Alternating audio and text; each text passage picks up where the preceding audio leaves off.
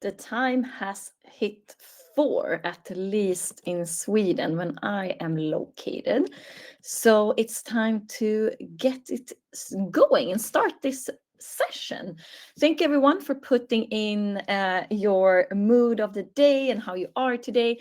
Seems like we have lots of excited and busy but also happy people, but also some tired, potentially due to exam periods or just exiting some intense teaching periods. Hopefully you will have some time to relax soon with the upcoming summer holidays. So thank you so much for sharing, everyone, and welcome to the session. So let's see. Here we go.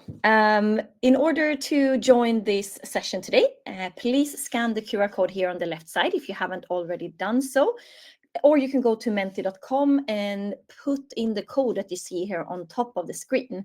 And this one is going to be on every slide. So if you want to join with your laptop and also your computer later on, you can do that. And once you have signed in, please feel free to send us a heart or a thumbs up or a question mark, whatever you prefer, so that we know that you are here with us. And at any point during the session today, you can press the button Open Q&A in your phone and type in your question to me. So once you have typed that in and sent it forward, it's going to be approved by my colleague Ostra here. It is moderated mainly to avoid duplicate questions, because I do trust you to send in some nice and constructive questions today. But as soon as they come in, they will pop up here in the bottom right corner. I will be able to pull them up like this and go through them. And we do have a Q&A part at the end of the session today. And if I had a time, I will also take a few continuously. But we do have mainly the part at the end for questions. So please feel free to have questions coming. I love them. So think through if you have anything that you want to ask me throughout the session today. The recording of this session and the slides will be sent to your email after we end today, so no need to stress about taking print screens or pictures and so forth. That will all be sent to you. I see that we already have one question in. Please feel free to have a look at what others have put in the questions. If you press Open Q&A, you can also see each other's questions and upvote the ones that you find the most interesting. And the most upvoted ones will come up to me first when I press the button to show them. So definitely feel free to have that coming as well, and to upvote the questions that you find the most relevant. All right, but let's get going. The agenda that we have prepared for today is first and foremost some introduction and getting started. Then we will move into how you can have and how you can make active participation happen with Mentimeter. So we have a few different topics that we will go through today, with running effective knowledge check as the first one, and how to spark deep thinking and reflection as the second one. And finally, how to collect ongoing feedback with your students. So those are the main topics for today. And as already mentioned, there is a Q&A at the end of this session, combined with some helpful resources as well. All right, but then I think we're all set to get going. I would love to know how confident you are with using Mentimeters for the use cases that we will go through today: running effective knowledge checks, sparking deep thinking and reflection, and collecting ongoing feedback. And I will hide the answer so you then don't get biased with each other. So anchoring bias is a very real thing. So I will wait a little bit before I show the answers. And I did this by pressing H on my keyboard for anyone that wants to know. So H as in hide. A very easy way to easily and fast hide any input. And I can see here actively how many answers are coming in and how many of you have already signed in to the Menti, so to say. So it's a good reminder for me to know when it's good to show the answers. I think at 100, I'm going to showcase the answers. Let's go. All right, so it looks like you are somewhat comfortable with running effective knowledge checks, but we do have quite a big spread 18 of you being super confident, 12 of you being not confident at all, and quite a few of you finding yourselves in the middle as well. Most of you are not that confident when it comes to how to use Mentimeter to spark deep thinking and reflection. I can also see the spread here being mostly on the left side, which is also interesting to see. And a bit similarly for the last one to the first one, collecting ongoing feedback. We seem to have quite a big spread in the group here today, which is also good for me to know. Lovely. But good to know for me, and thank you for sharing that as well. All right, before we really get going, I also want to share a little bit on the power of participation. So when you use active participation through, for example, Mentimeter, we really activate certain parts of the brain that is aligned to learning better and having learning stick. So active participation really gets the students to lean in, to listen attentively, and to contribute meaningfully. And this in turn initiates a positive cycle that can lead to deeper thinking, and as I mentioned, better memory retention, and overall a better collective effort from the group. So this in turn, we have seen allows you to improve learning outcomes through the engagement in itself. And here on the right side, we have a model called the Kirkpatrick model, which some of you may have seen before, or if you've not, it's basically a model on how to get learnings to stick.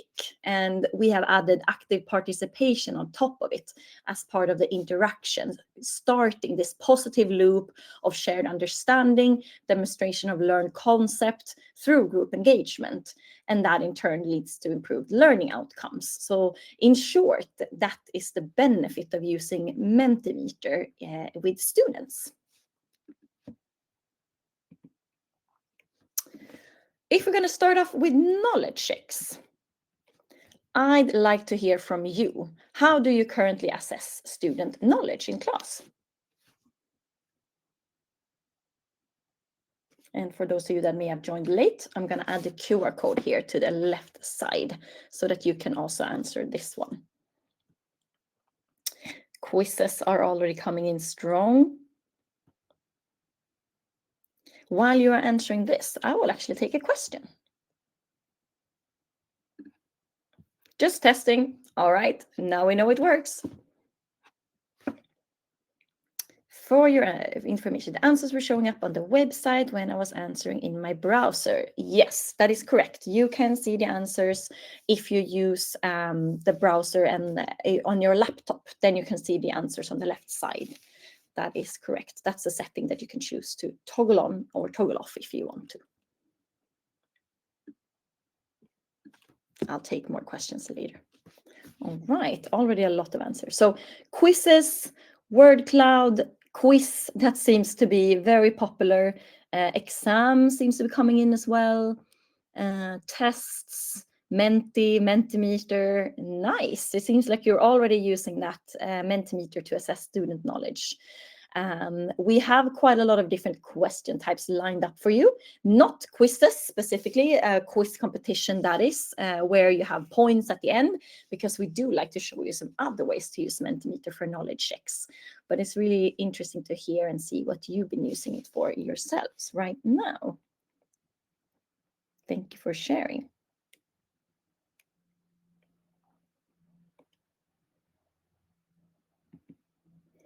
All right, we're going to start with some different examples that hopefully can give you some ideas of how to use Mentimeter for knowledge checks. So here we have our first example, a history one. So here you can put basically a number on a grid. So I have put from 1980 to 2000s, and I'm asking you, in what year did the Berlin Wall fall, to see?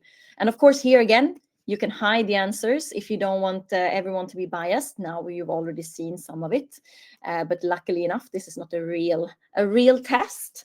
But really nice to check numbers or dates in a very easy and it's a very nice way to show where everyone finds themselves. So as we can see, it seems like most people are hovering around the same date, but at least quite a few of you thought it was in the 2000s. One put it in the 2000s, which is of course good to see that most of you seem to be somewhat in the right place here.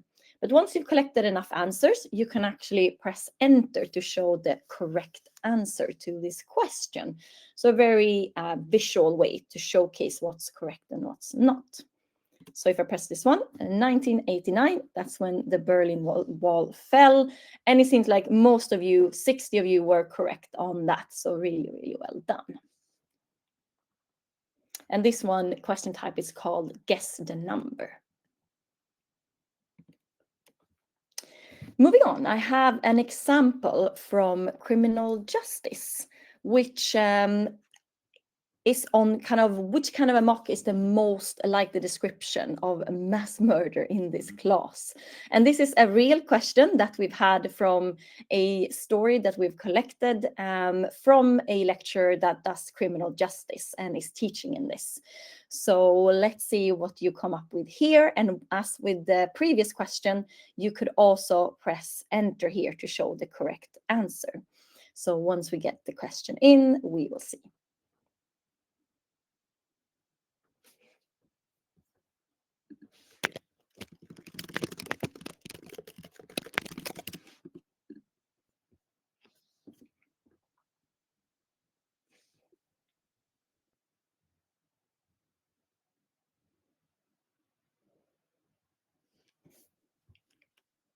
All right, let's see the correct answer of this one.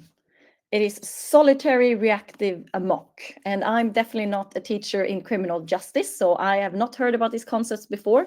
But this is also a really nice way to check how your students are doing in a certain topic and certain areas that may be important for the exam, for example. So if I would be teaching in this formally, I would probably think that, I may need to go through this again because most of my students were actually wrong on this question. So very nice and visual way to visualize learning in the class. And also for the students to see where am I finding myself and in comparison to my classmates, for example. And something that can be really nice to follow up on this once you have visualized the correct answer is a bit more reflection and in-depth thinking. So, for example, why did they answer to the previous slide? Why did they answer the way that they did? And where in the course information did they find the answer? So here it could be, for example, highlighting that they can, what different ways they can find things and encourage the students to have good study habits. By getting them to write where they found that info. So quite a few ways to do that as well. Let's see what you got. I guess most of you did guess. Good to know. Most of you did guess. It was a quite, you succumbed to bias. Wild guess. Right. Yes, it was a bit of a tricky question for sure. With students, hopefully you'll get more insights into where they found different things and can help them to create good study habits. And that's also an example that we got then from the lecturer that teaches criminal justice and how she usually does it. All right, a few different tips and tricks from my side. So Menti is anonymous by default. You will get the insights from the students, but they feel less pressure because they know that it's not going to be put a name to their answers. So anything in regards to getting things wrong or right is going to feel a lot more safe from the student side. Multiple choice question can also make it easy to get what percentage of your class gets the key concept. So exactly like I talked about just previously, it's going to give you a very good overview of how many in the class are actually following and keeping up with what they are supposed to know at a certain stage. You can also use Mentimeter in survey mode, so you can use it asynchronously. And in that way, you can actually check which specific concepts to reiterate before students come to class. So you can easily switch Mentimeter over to survey mode and send it out beforehand so that you can prepare for the next class and make sure that all the learnings that they should do is already in place. So asking these questions exactly like I did, but sending out the survey to the students instead. All right, moving on to the next use case, deep thinking and reflection, and a few different ways that you can do this. And I, as in the previous setting, would love to hear what you find the most challenging about sparking classroom discussions.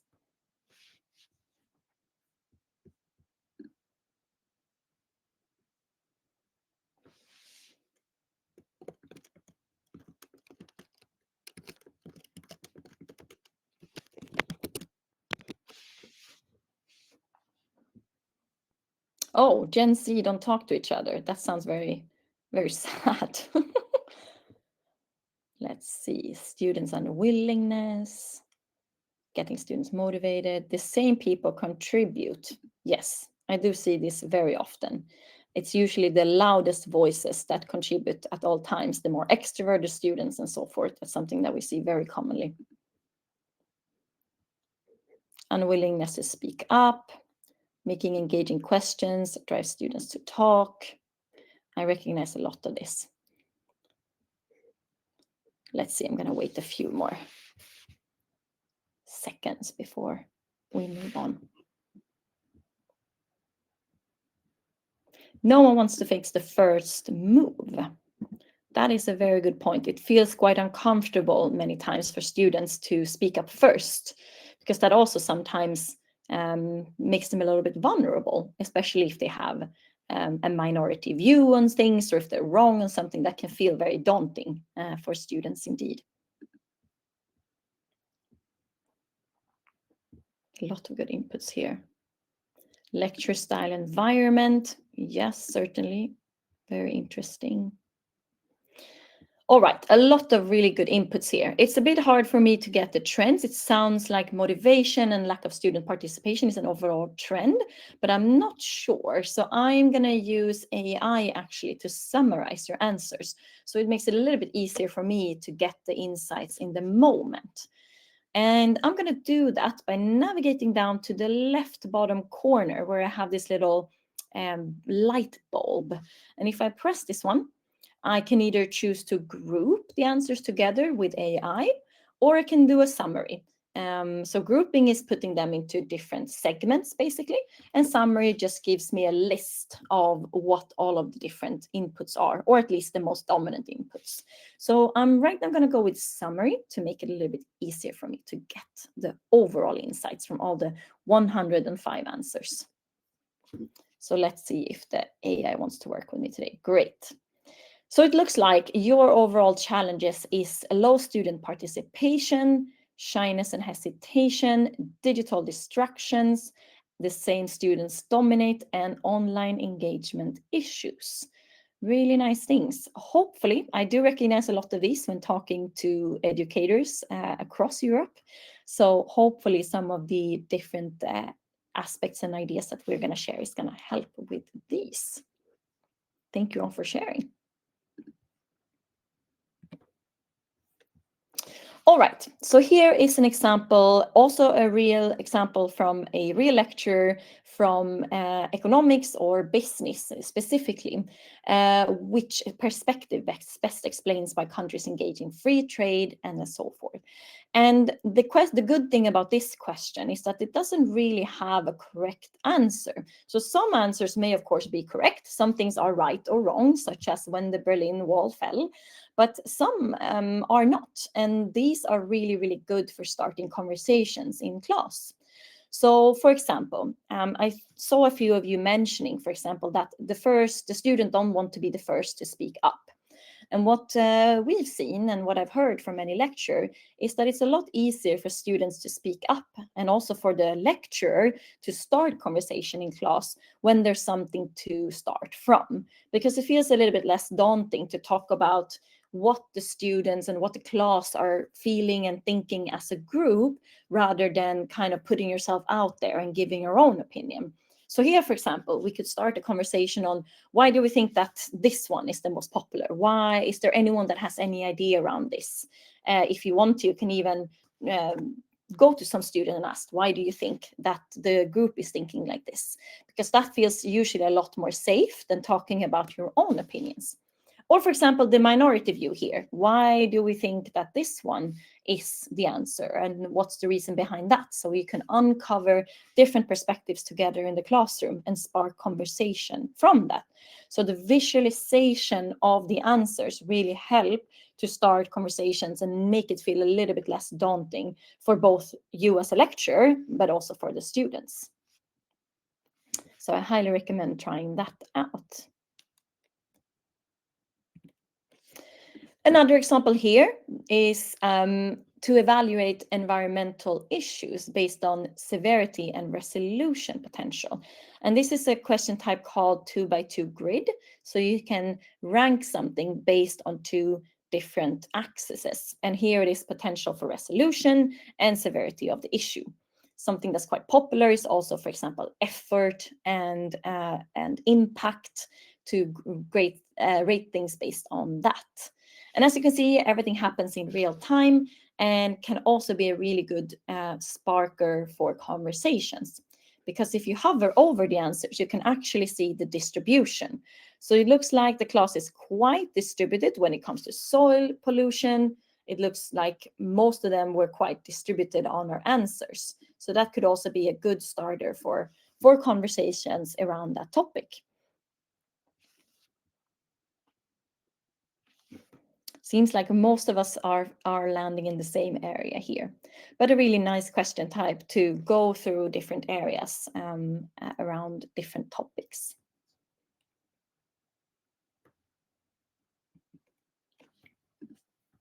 And then finally, the subject here is agnostics. So articulate how today's material connects to something you have learned in another course.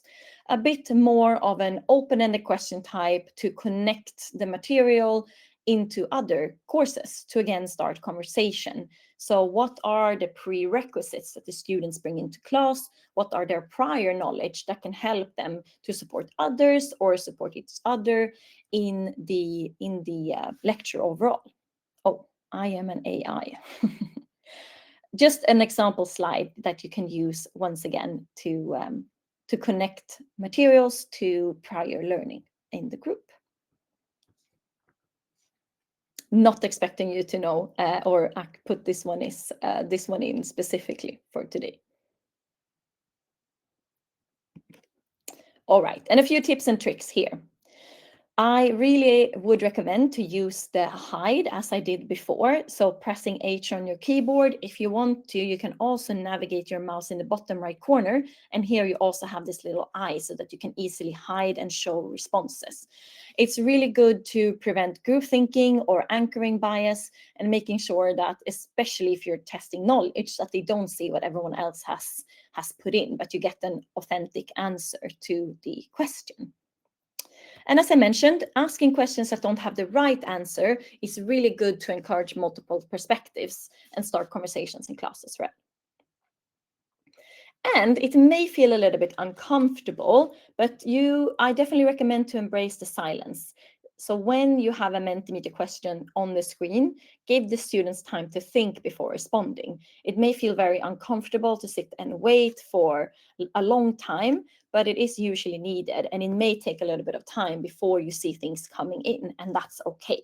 So making sure that you have that time for them to put in their input, even though it may feel a bit uncomfortable, but usually that comes with practice. Practice makes perfect. All right, going into our final use case, how to collect ongoing feedback. And I would love to hear from you. When do you typically collect student feedback? If we have it from a scale of at the end of every lecture to at the end of the course.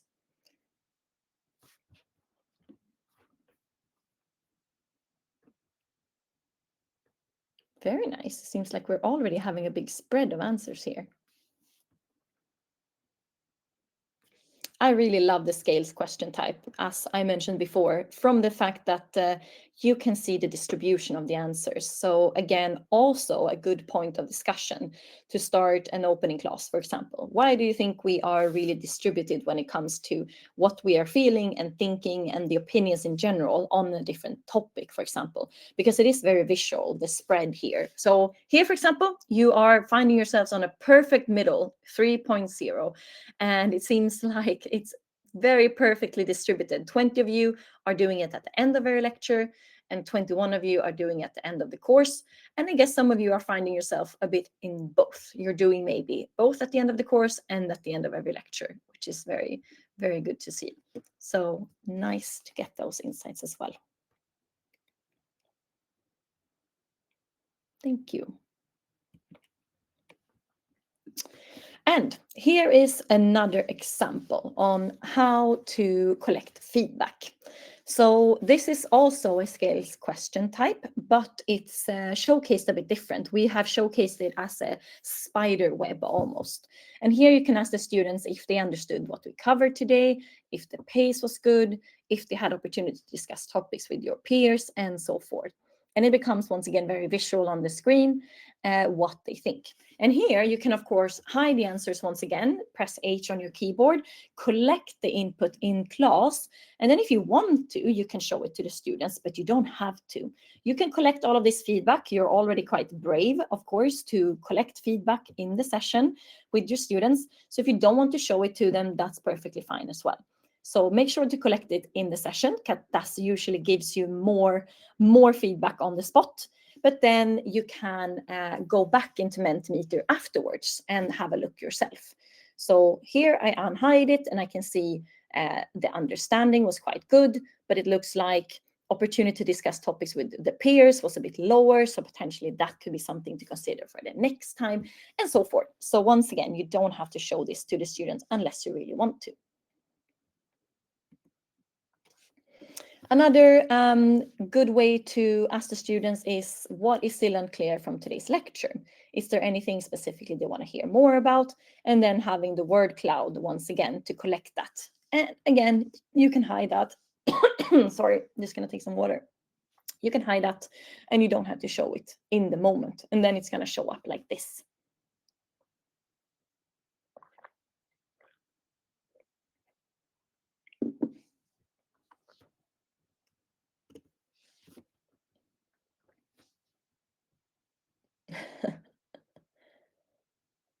This is good feedback for me as well. Nothing. How to be made better Menti subtitles. Interesting. What a mock means. Good one. Menu at the bottom. The menu I found here is if I just move my mouse, and there's a lot of different things I can do here. I can show some hotkeys, I can start a timer, and also show and hide the responses, just as with the each key. Nice. And then finally, an open-ended question that's very easy to use is to ask the student what their main takeaway from today's class is, for example. And then you can either group it together or you can use the summary as I did before to have some idea on what the main takeaways were. So let's see what you're thinking so far. Cool stuff. Nice.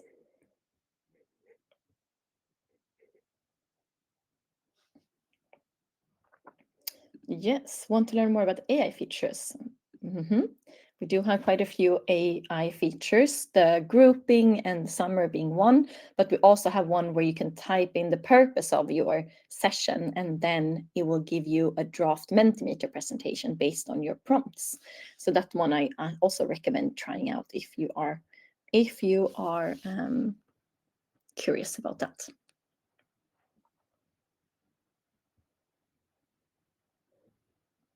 All right, I am going to summarize the answers so far. We have more coming in, but let's see what you've been thinking so far. Explore new Mentimeter features, discover diverse question types, learn about AI integration. I hope many of you got inspired by me using it, engaging with gamification techniques, practice and experiment more. Really nice. If you're curious, I'm going to also show you how to group it together. I can either go through the light bulb as I did here, or I can just press space on my keyboard. This one pops up if I have 10 or more answers. So now that I press space, it's actually going to group the answers together. So it's going to look a little bit different, but have a similar outcome. But you can go a bit more into the details here. So here it looks like question formats, feature exploration, student engagement, AI integration are the biggest takeaway from you here. And I can actually go into each section and deep dive into different answers if I want to. So for example, feature exploration. What features are you curious to know about? For example, I can go in here and so forth and go a bit deeper into those different points. So this one is a bit more detailed than the summary, so they can be used for different purposes. And some tips and tricks for this one specifically. As I mentioned, collecting feedback during the class can double your response rate. We've seen this being very effective and doing it in the class. As mentioned, you don't have to show it to the students if you don't want to, you can just hide it. Scales question type, my favorite question type, is really good to track trends over time. So you can see progression towards learning objectives and similarly. And you can also close the loop by showing students how their feedback shaped your teaching. So you can, if you're comfortable with it, look at the feedback in your own peace and quiet when the lecture is over, and then make adjustments and then showcase to the students, look, this was your feedback before, maybe collect new feedback and see how it is showcased for them, how it has changed once you have had a look at it yourself. And that's quite powerful to see that you're actually listening to them and taking consideration of that. All right, that was it for today. I've added a few resources here to help you to further dig into Mentimeter. We have a self-paced page, Mentimeter Academy, where you can use the same account as you have in Mentimeter to go through self-paced courses. We have some video tutorials, our customer stories is also added here, and we have a really helpful help center in order to get some ideas on how to do things step by step. So for example, setting up a quiz, how do I do that step by step? And you can always reach out to our support team. But we have some questions, so I will go through them now. Lots of them. Is there a way of hiding answers as they come in to avoid student bias? Yes, I hope that you've seen that now through the session today, just pressing H on your keyboard. Is there a way to send the Mentimeter questions to participants that are not present? I have used this as feedback for our program. Yes, you can use Mentimeter as a survey tool, so you can send it out for them to fill in their own peace and quiet later on. And in order to do that, the only thing you really have to think about, I'm going into the edit mode here, is to move up to the upper upper left-ish corner of the screen to this cogwheel here. That is the settings. And then you only need to toggle it over to survey, and then you can send out the join instructions just as you do with when you have a live session, and then they can fill it out even if they weren't in the session. So to collect their answers afterwards as well. How do you just show one part of the pie chart? I just hovered over it actually. So if I move my mouse to that specific pie of the pie chart, then it will highlight that one. So that's how I did that. Just hovered my mouse over it, and then Mentimeter does the job for you. How do you deal with inappropriate or offensive comments when it's free typing answers? The anonymity means some students abuse this tool, and it's hard to know how to deal with this. Yes, I do hear this from time to time, unfortunately. So there are a few ways to deal with this.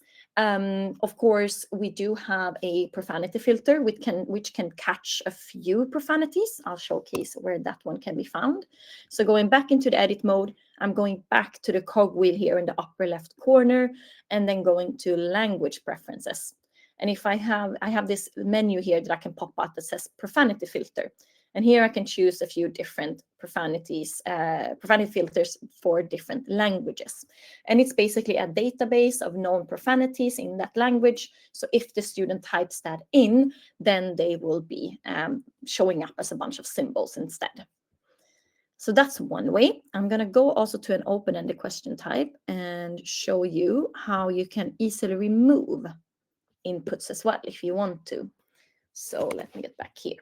So if, let's say that you have an input that you don't like, then the first thing you need to do is to close the voting.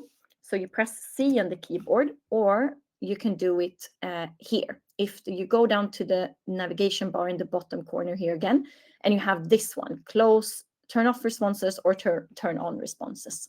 But once you have turned off the responses, then you will get this little trash can that you can press in order to remove that input very fast. So you can press C on your keyboard or use the dashboard. And then if you press this one, then this one will get removed. I can show you how it looks like. Now that one is gone.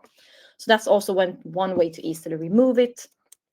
Or of course, the very straightforward approach would be to just hide it and say, I gave you the chance to share, you abused it, so now I will not give you that opportunity anymore, and then just go with the closed-ended questions. That's some of the few ways that I've seen educators deal with profanities.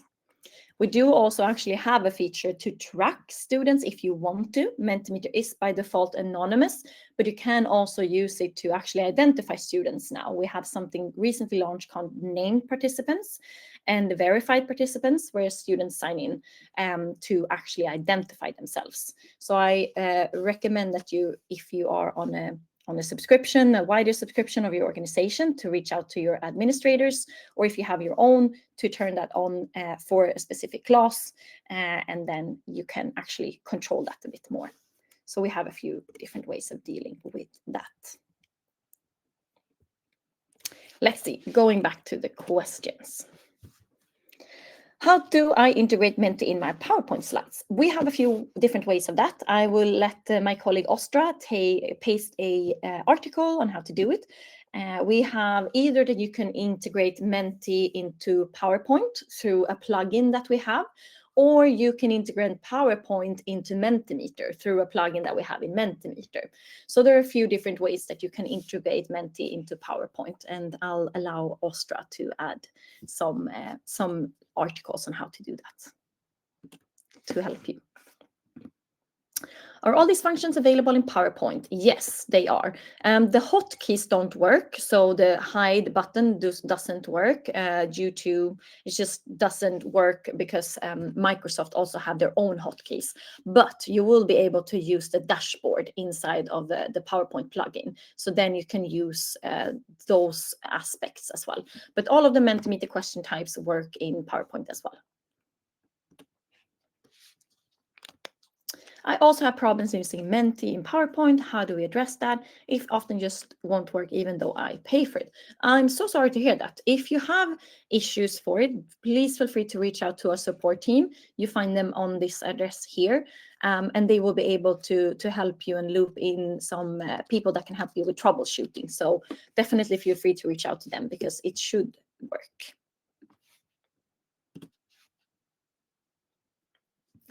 My main struggle is to tie Menti back to student identifiers, for example, their email addresses.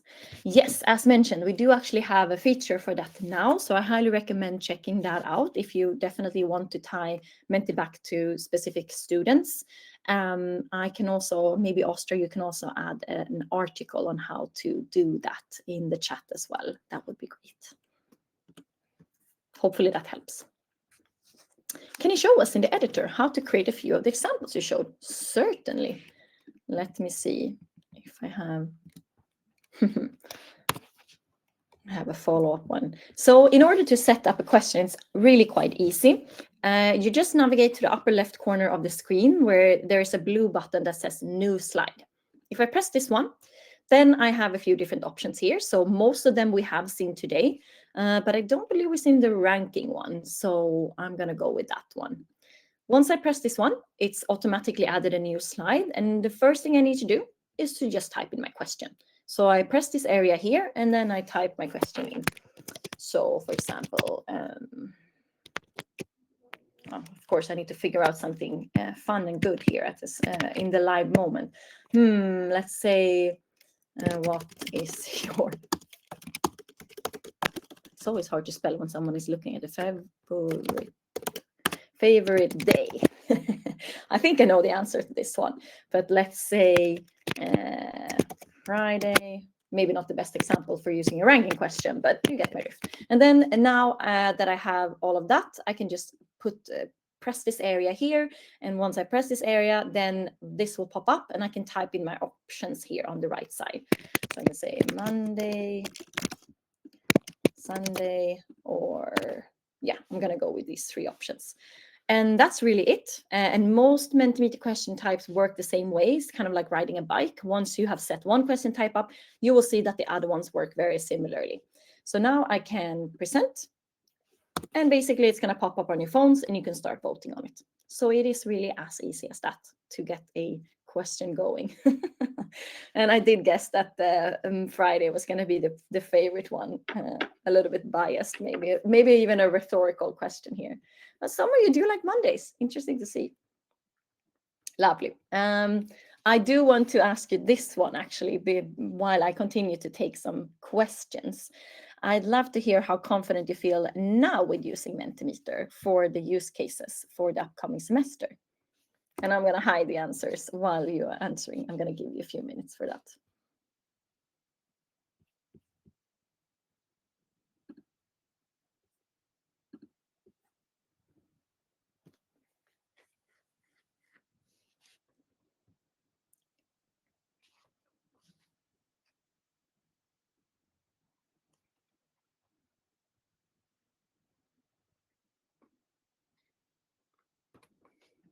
And I think this is a typical situation where it feels a bit uncomfortable to be silent and do nothing. But it's good to give people time to think and not be distracted by someone speaking.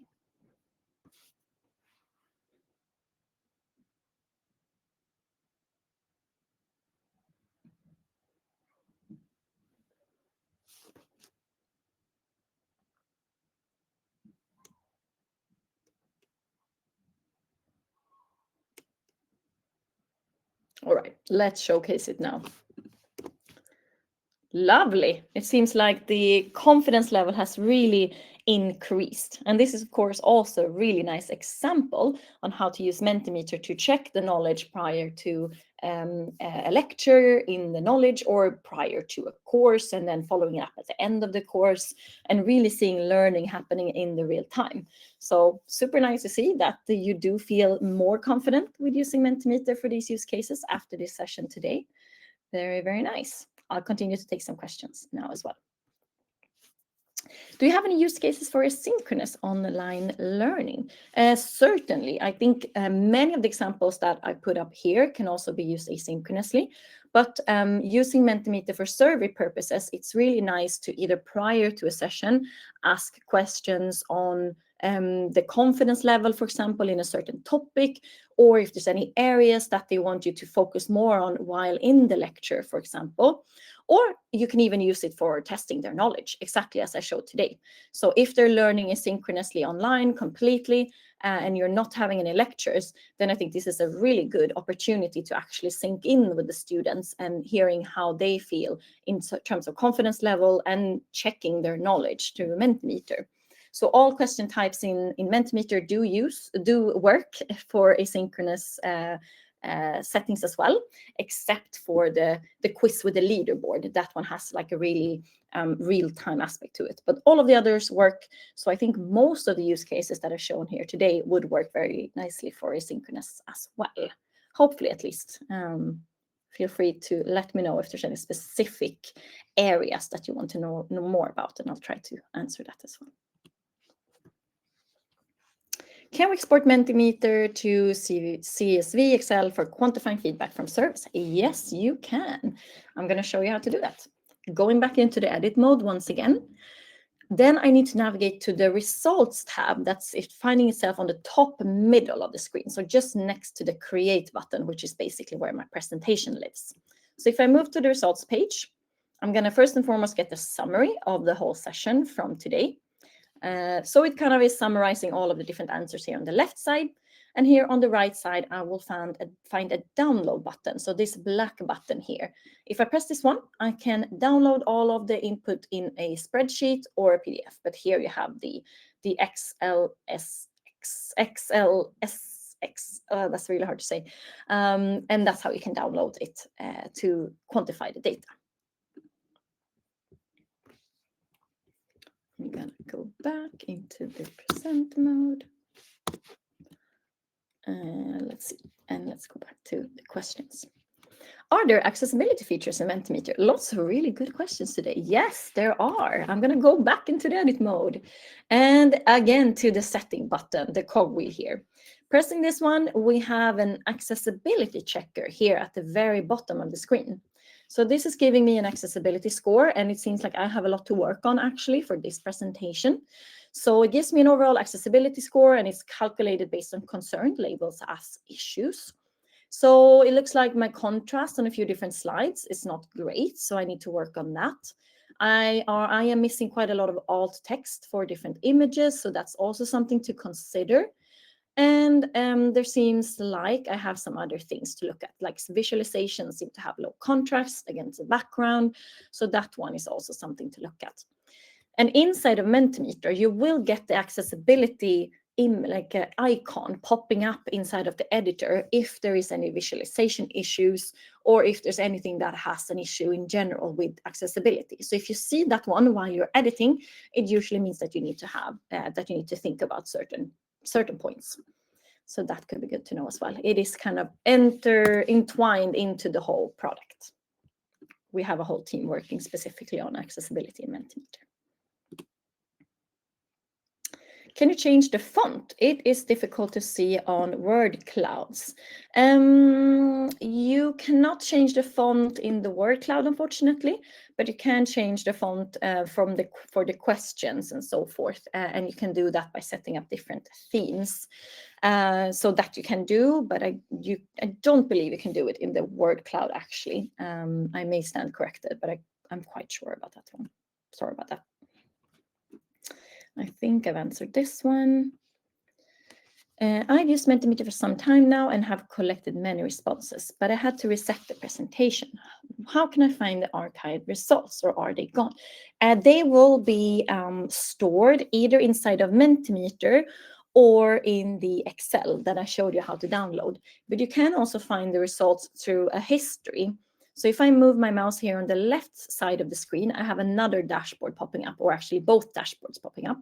And here we have a button that says show history. And I don't have any history on this presentation specifically, but if I would, I could press this and then I would have all of the different sessions I've run. So I can go to session 1 or session 5 or session 10, and there I can also find the input from each and every single session that I've run. So those are a few different ways to get the time, the overall results, so to say. You can also, in certain questions, the scales question being one of them, show trends. Actually, I will reset the answers to resets for this slide, and I'll allow you to put in a few answers again, and I can actually showcase this in real time. Because we do also have some trends, so you can get a graph of how the answers have changed over time. So once you have at least 2 sessions, one after you've reset the answers, then if I press this one, you will get a graph actually showcasing how it has changed over time. And here I also have the history if I want to see the first session and then compare it to the current session, for example. So those are also ways to get the different input if you reset sessions and reuse over time.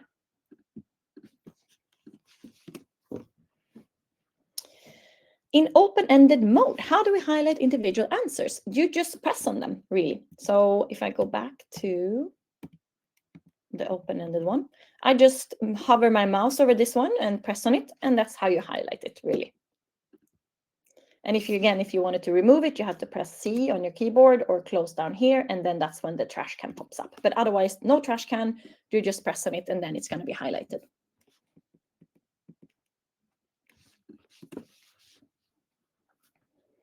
Can other people use a Menti that you created? Yes, you can collaborate on Mentimeter presentations with others.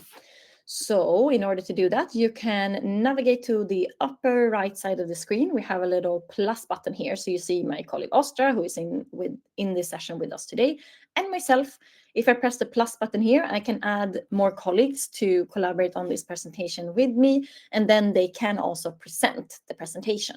So that's one way to collaborate on presentations and also for others to use the Menti that you created.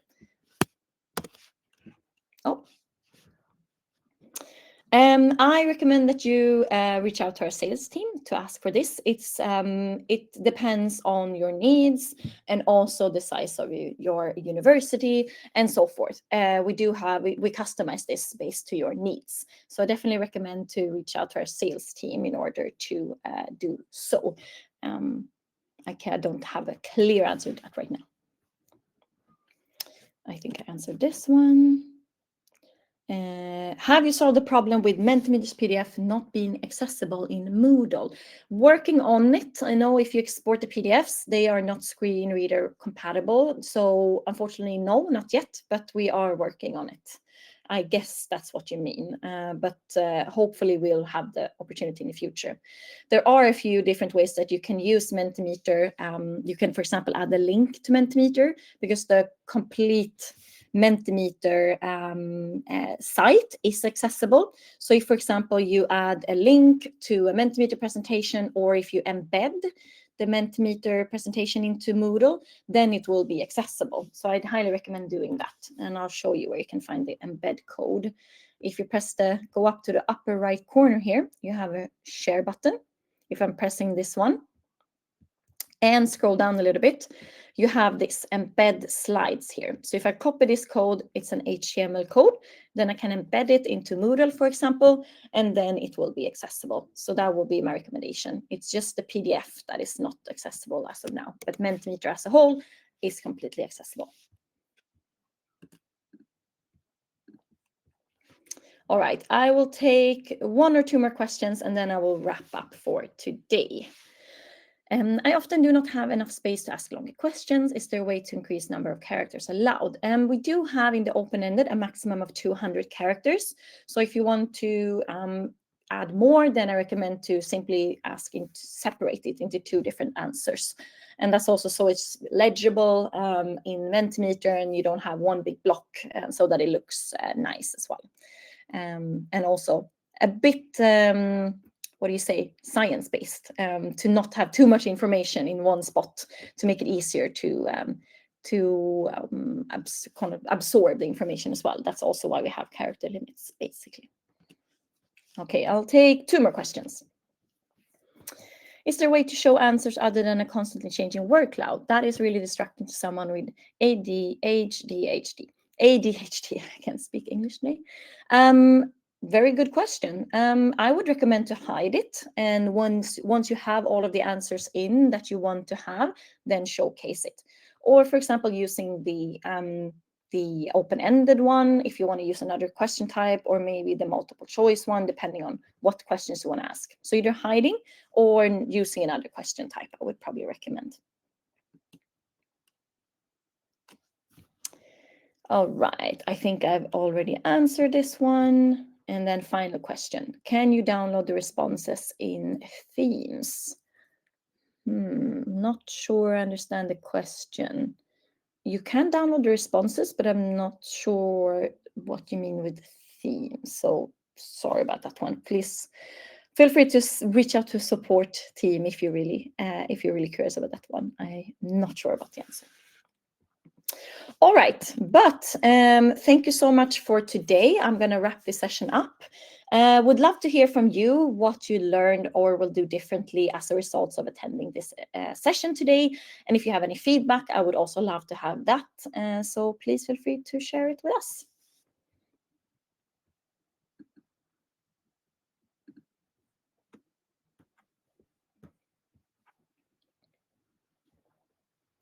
You know what? I'll take a few questions while you're typing this as well.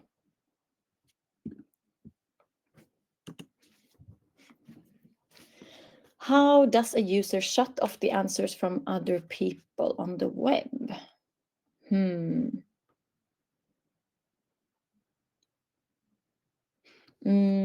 The ones that are responding, so you as an audience cannot. Jaha, okay, now I get it. And so if you press H and hide the answers, not sure that I'm following it. So if you hide the answers, then the people on the web cannot see it as well. You can also close the whole Mentimeter presentation if you want to do that. But I'm not sure I catch what you're looking for. But you can actually close a Mentimeter presentation as well if you don't want to have any answers anymore.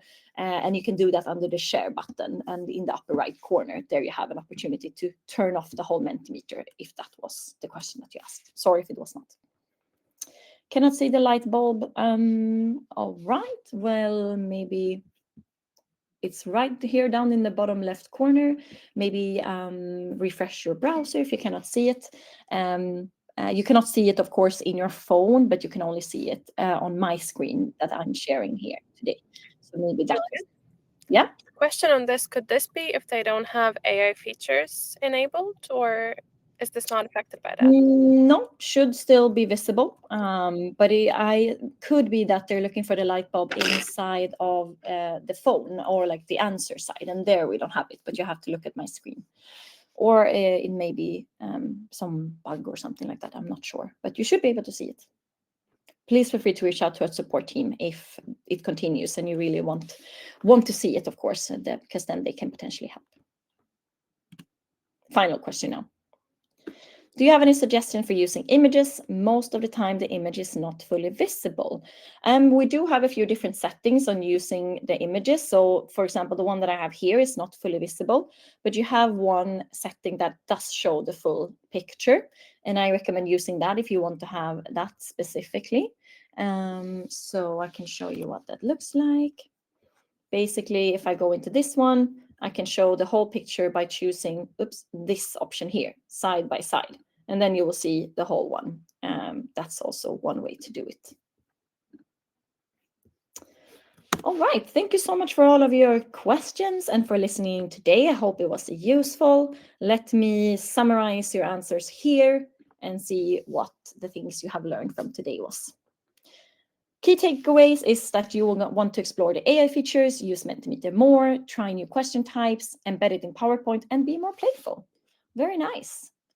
Thank you so much for today, and see you soon again, I hope.